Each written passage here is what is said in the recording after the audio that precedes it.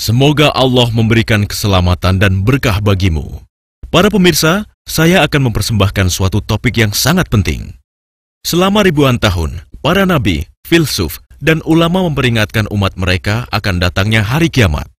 Mereka berbicara tentang kehidupan setelah kematian. Berbagai penjelasan dan penafsiran pun muncul dan hingga saat ini tetap eksis di masyarakat.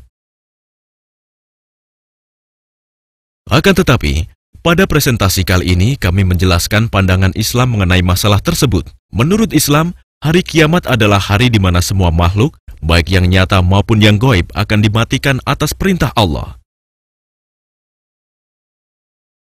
Semua makhluk termasuk manusia, binatang, makhluk luar angkasa, planet-planet, matahari, bulan, bintang-bintang, galaksi, malaikat, sistem tata surya, seluruh alam semesta, dan apapun yang ada di alam semesta. Akan tetapi, peristiwa ini diikuti oleh kebangkitan kembali, penciptaan baru, pengadilan, kehidupan abadi baik di surga maupun di neraka. Seluruh peristiwa ini terjadi dalam urutan tertentu sebagaimana dijelaskan dalam Al-Quran. Secara umum, peristiwa ini biasanya merupakan bagian integral dari peristiwa-peristiwa tunggal yang dikenal sebagai hari kiamat atau hari pengadilan. Hari kiamat juga dikenal sebagai hari akhir. Islam menekankan suatu fakta bahwa ada kehidupan setelah kematian. Kehidupan berlanjut pada dimensi yang berbeda menuju keabadian. Bumi bukanlah rumah kita. Rumah di akhirat adalah rumah yang sesungguhnya, sebagaimana dinyatakan dalam kitab suci Al-Quran. Dan tiadalah kehidupan dunia ini melainkan sendak gurau dan main-main. Dan sesungguhnya akhirat itulah yang sebenarnya kehidupan, kalau mereka mengetahui. Apakah kitab suci Al-Quran itu? Kitab suci Al-Quran adalah kumpulan firman Allah. Firman-firman ini atau pernyataan dari Allah diturunkan kepada Nabi Muhammad SAW melalui malaikat Jibril dalam bahasa Arab. Kitab suci Al-Quran merupakan petunjuk bagi umat manusia, sehingga manusia menjalani kehidupan dunia ini dengan ridho Allah. Kitab suci Al-Quran merupakan kitab terakhir bagi umat manusia hingga hari kiamat. Kitab ini merupakan satu-satunya kitab suci yang dipelihara agar tetap sama dengan kitab aslinya. Urutan-urutan pernyataan yang dikenal dengan nama ayat ditentukan oleh Allah melalui malaikat Jibril, dan urutan tersebut tidak pernah berubah. Terjemahan kitab ini tersedia dalam berbagai bahasa yang ada di dunia. Siapakah Allah? Allah adalah nama Tuhan dalam Islam. Nama ini terdapat pada kitab suci Al-Quran. Allah adalah Sang Maha Pencipta, Maha Pelindung, dan Maha Penyayang bagi seluruh alam semesta dan apapun yang ada di dalamnya, baik yang diketahui maupun yang tidak diketahui, yang nyata maupun yang gaib. Kepercayaan yang paling penting dalam Islam adalah keesaan Allah.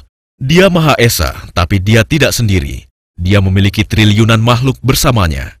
Dia tidak memiliki sekutu, tidak juga keluarga, dan tidak ada satupun yang menyerupainya. Adalah hal yang mustahil untuk membayangkan bagaimana bentuknya. Hal ini dinyatakan dalam Al-Quran, tidak ada penglihatan yang dapat menangkapnya. Allah adalah yang Maha Pengasih, Maha Penyayang, dan Maha Pengampun. Dia adalah Hakim terbaik dan Maha Sempurna.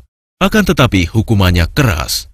Allah tidak turun ke dunia dalam bentuk manusia ataupun bentuk lainnya. Untuk itulah mengapa penyembahan berhala tidak diperkenankan dalam Islam.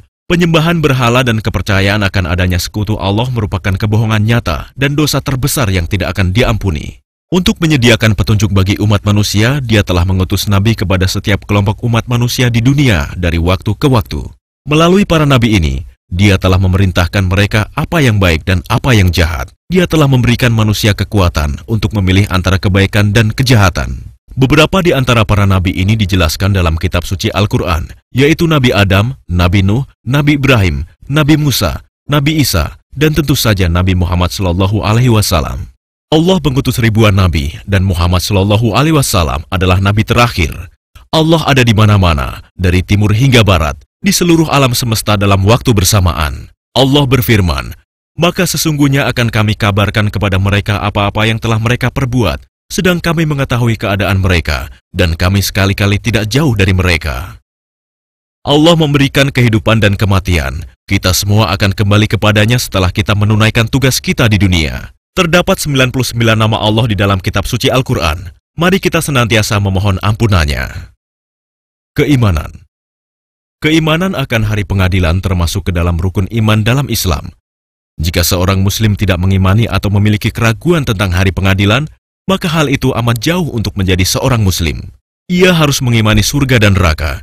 Ia harus mengimani kehidupan akhirat yang abadi. Di planet bumi, kita sedang berada dalam program pengujian. Allah ingin melihat seberapa besar kepatuhan kita pada perintahnya. Bila kita lulus, Allah menyediakan hadiah besar untuk kita. Bila kita gagal dalam ujian ini, maka Allah akan memberikan hukuman kepada kita. Akan tetapi bila kita memohon ampun dengan tulus, Allah dapat memaafkan kita. Allah yang Maha Pengampun. Banyak manusia di dunia ini yang berbuat kejahatan. Banyak orang menderita di dunia ini meskipun mereka kaya. Ada yang dihukum secara parsial atau diberi hadiah atas perbuatan mereka.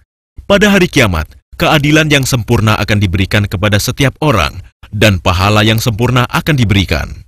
Al-Quran Surat 3 ayat 185. Tiap-tiap yang berjiwa akan merasakan mati, dan sesungguhnya pada hari kiamat sajalah disempurnakan pahalamu.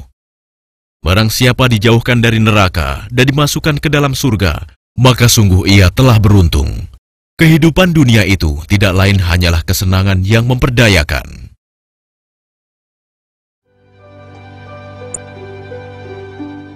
Pola urutan kehidupan umat manusia. Manusia memiliki tubuh dan jiwa. Tubuh dapat terlihat sedangkan jiwa tidak dapat dilihat. Allah telah menentukan tonggak kejadian dalam kehidupan manusia. Kita tidak memiliki kekuatan untuk menghapus atau mengubah tonggak kejadian atau urutannya. Tonggak kejadian pertama adalah kelahiran manusia. Kita diciptakan dari unsur planet bumi ini. Kehidupan kita seluruhnya bergantung pada lingkungan di bumi, seperti makanan, oksigen, dan lain sebagainya. Masa kehidupan manusia ditentukan oleh Allah. Semua perbuatan kita sejak lahir hingga mati dicatat terus-menerus oleh malaikat. Dokumen ini akan diputar ulang kepada kita seperti video pada hari kiamat untuk pengakuan. Tonggak kejadian berikutnya adalah kematian. Waktu kematian hanya diketahui oleh Allah. Pada waktu kematian, malaikat kematian mencabut jiwa atau nyawa keluar dari tubuh. Orang tersebut memiliki kesempatan terakhir untuk bertaubat sebelum nyawanya dicabut. Setelah nyawa keluar dari tubuh, seluruh fungsi tubuh berhenti dan hal ini disebut sebagai kematian. Mayatnya kemudian dikuburkan. Malaikat kemudian turun untuk mengajukan pertanyaan kepada orang tersebut mengenai kematian mereka. Jika orang itu lulus ujian, maka akan diperlihatkan pemandangan surga. Namun jika gagal dalam ujian, yang diperlihatkan adalah pemandangan neraka. Jiwa tidak dapat kembali ke dimensi kehidupan dunia. Jiwa juga tidak dapat berkomunikasi dengan orang yang masih hidup di dunia. Jiwa tidak dapat dilahirkan kembali dalam bentuk manusia ataupun binatang. Reinkarnasi ditolak dalam Islam. Jiwa orang yang mati kini menunggu ketentuan untuk pergi ke surga atau neraka. Mereka harus menunggu hingga akhir zaman untuk menghadapi pengadilan formal oleh Allah. Hal ini dikenal sebagai masa penantian. Akan tetapi tidak ada masa penantian bagi para syuhada. Ketika seseorang meninggal sebagai syuhada, dia ditentukan segera menuju kehidupan abadi di surga.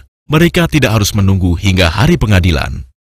Tubuh manusia di dalam kubur akhirnya hancur dan bercampur dengan tanah. Mereka yang dikremasi dan yang dikubur mengalami hal yang sama seperti di atas. Orang mati menghadapi penghalang kematian di belakang mereka. Mereka terisolasi dari dimensi dunia ini. Mereka menghadapi sekat lainnya yang dinamai barzah di depan mereka. Mereka